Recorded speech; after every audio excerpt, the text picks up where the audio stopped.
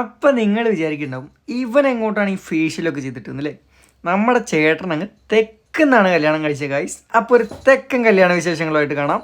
തെക്ക് എന്ന് പറയുമ്പം അങ്ങ് കൊല്ലത്ത് വെച്ച് കല്യാണം ആയതുകൊണ്ട് നമ്മൾ സിംബേനെ കൂട്ടാതെയാണ് പോകുന്നത് ഗൈസ്. കാരണം നല്ല ലോങ് ഉണ്ട്. അങ്ങോട്ട് പോകുന്നത് ബസ്സിലും ഇങ്ങോട്ട് വരുന്നത് ട്രെയിനിലും ആയതുകൊണ്ടാണ് സിംബേനെ കൂട്ടാത്തത്. അപ്പം നമ്മളങ്ങനെ ലഗേജ് എടുത്തിട്ട് നേരെ കുന്നമംഗലം ടൗണിൽ വന്ന് വെയിറ്റ് ചെയ്തു. കാരണം ബസ് വരാൻ കുറച്ച് ടൈമുണ്ട്. അപ്പോഴത്തേക്ക് അവിടെ കണ്ട പൂച്ചേൻ്റെ അടുത്ത് കുറച്ച് നേരം കഥയൊക്കെ പറഞ്ഞിരുന്നു.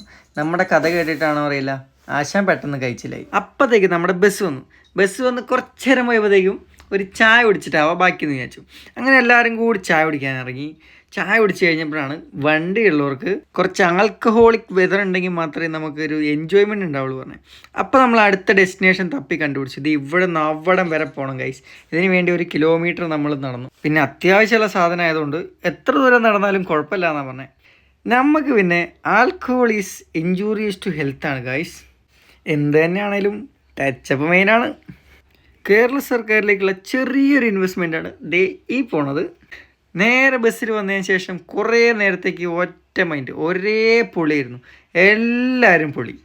അത് കഴിഞ്ഞ പാടെ നമ്മൾ നേരെ ഫുഡ് കഴിക്കാൻ പോയി. ഫുഡൊക്കെ ഓൾറെഡി സെറ്റ് ചെയ്ത് കൊണ്ടുവന്നേ കൊണ്ട് സീനിലായിരുന്നു, അടിപൊളി ഫുഡായിരുന്നു. എല്ലാവർക്കും ഫുഡ് കഴിച്ചതിൻ്റെ എനർജി ഉള്ളത് കൊണ്ട് ഏകദേശം ഒരു 12:30-1 മണി വരെ ഒരേ കളിയായിരുന്നു.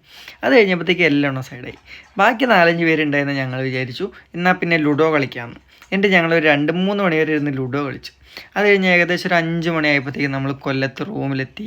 നേരത്തെ എണീറ്റ് കല്യാണത്തിന് പോകാനുള്ളത് കൊണ്ട് വേഗം കിടന്നുറങ്ങി. ബാക്കി കല്യാണ വിശേഷങ്ങൾ അടുത്ത പാട്ട് കാണാം.